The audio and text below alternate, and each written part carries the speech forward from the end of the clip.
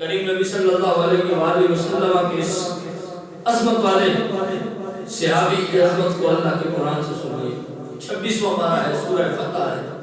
میرا رب فرماتا ہے محمد رسول اللہ، محمد صلی اللہ علیہ وآلہ وسلم اللہ کے رسول ہیں، محمد اللہ کے رسول ہیں. والذین معہ، اور وہ جو ان کے ساتھ ساتھ ہیں. مفسرین کرام نے اس آیت کریمہ میں بہت سارے معنی لکھے ہیں اور مفسرین کرام کی کثیر تعداد اس حوالے سے یہ معنی بیان کرتی ہے کہ یہ جو کہا گیا ہے کہ والذین معہ، کہ وہ جو آپ کے ساتھ رہتے ہیں. فرمایا جس طرح محمد رسول اللہ صلی اللہ علیہ وآلہ وسلم کی رسالت کا تذکرہ پہلے کیا گیا نا، تو اس کے بعد جس ذات کی معیت کا تذکرہ کیا گیا کہ وہ جو ساتھ رہتی ہے، وہ جو قرب مصطفیٰ میں رہتے ہیں، فرمایا وہ کوئی اور نہیں ہے، وہ ابو بکر صدیق کی ذات. اب یہاں پر پھر وہی سوال ذہن کے اندر آتا ہے کہ یہ معیت کیا عمر فاروق کو حاصل نہیں ہوئی؟ یہ معیت کیا عثمان غنی کو حاصل نہیں ہوئی؟ یہ معیت کیا مولا علی کو حاصل نہیں ہوئی؟ یہ معیت کیا حضرت بلال، حضرت سلمان، حضرت ابو ذر، حضرت طلحہ، حضرت سعد، حضرت سعید اور دیگر جید ترین صحابہ کرام کو کیا یہ معیت حاصل نہیں ہوئی؟ ان کو بھی معیت حاصل ہوئی، لیکن وہی بات کہ جو خاص قرب اور معیت ابو بکر صدیق کو حاصل ہوئی ہے، کائنات کے اندر کسی اور کو حاصل نہیں ہے. اسی لیے تو فاروق اعظم کہا کرتے تھے کہ میری ساری عمر کی نیکیاں ایک طرف ہیں، ابو بکر صدیق کی وہ غار والی نیکی ایک طرف ہے. کیونکہ وہ جانتے تھے کہ وہ غار میں صدیق اکبر کو مصطفیٰ کی جو معیت اور قرب حاصل ہوا ہے، وہ رات بھی دوبارہ نہیں آ سکتی، وہ معیت بھی دوبارہ نہیں ہو سکتی.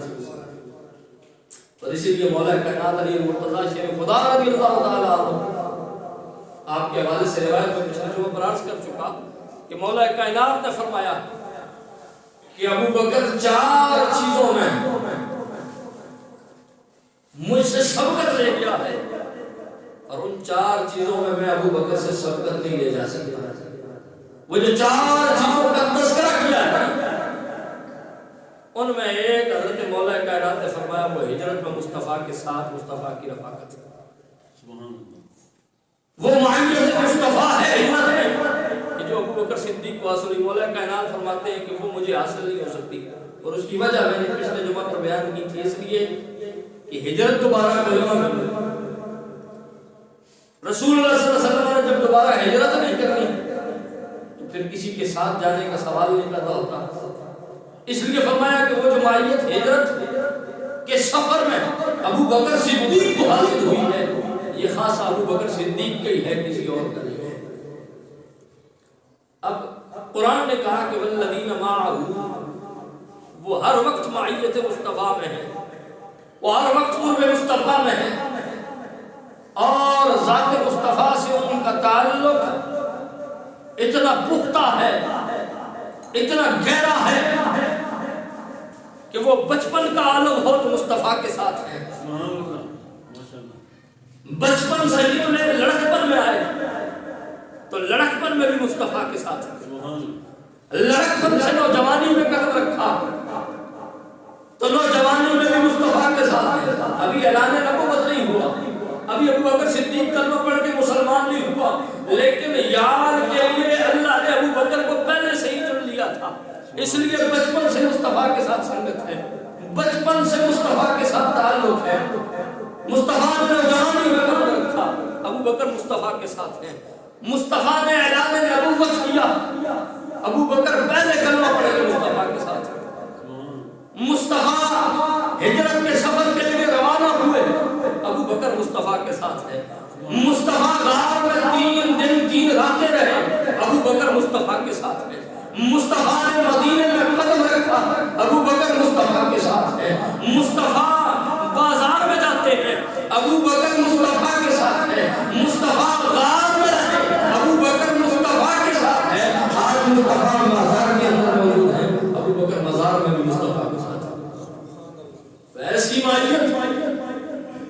کہ بچپن مصطفیٰ کے ساتھ، لڑکپن مصطفیٰ کے ساتھ، جوانی مصطفیٰ کے ساتھ، اور سفر مصطفیٰ کے ساتھ، قیام مصطفیٰ کے ساتھ، رات مصطفیٰ کے ساتھ، دل مصطفیٰ کے ساتھ، مکہ میں رہے مصطفیٰ کے ساتھ، مدینہ آئے تو مدینہ میں مصطفیٰ کے ساتھ، بدر میں گئے بدر میں مصطفیٰ کے ساتھ، اور کا میدان ہے اور میں مصطفیٰ کے ساتھ، حضور کے لیے بدر کے میدان میں عریش بنائی گئی، اس چھوپڑی نما محل کے اندر مصطفیٰ کو بٹھایا گیا، تو وہاں عریش میں اور کوئی دوسرا مصطفیٰ کے ساتھ نہیں تھا، وہاں بھی اگر کوئی موجود تھا تو ابو بکر صدیق موجود تھا۔ سبحان اللہ۔ کوئی زندگی کا ایسا لمحہ نہیں ہے کہ جب ابو بکر مصطفیٰ کے ساتھ نہ ہو۔ مصطفیٰ نماز پڑھ رہے ہیں تو عین ہی پیچھے ابو بکر کھڑے ہیں، بالکل ساتھ پیچھے ابو بکر کھڑے ہیں۔ مصطفیٰ نے کسی سفر کا ارادہ کیا ہے تو ابو بکر کو ساتھ لیا ہے، اور یہ معیت جو قرآن نے والذین معہ کہہ کے بیان کی، اس کو قرآن مجید کے 10ویں پارے سورہ توبہ میں بھی بیان کیا گیا، فرمایا ثانی اثنین اذ ہما فی الغار۔ اب اس معیت کو سمجھیے گا، ثانی اثنین اذ ہما فی الغار، کہ وہ دو غار والوں کی کیا بات ہے۔ اذ یقول لصاحبہ، جب ایک دوسرے سے کہتا ہے لا تحزن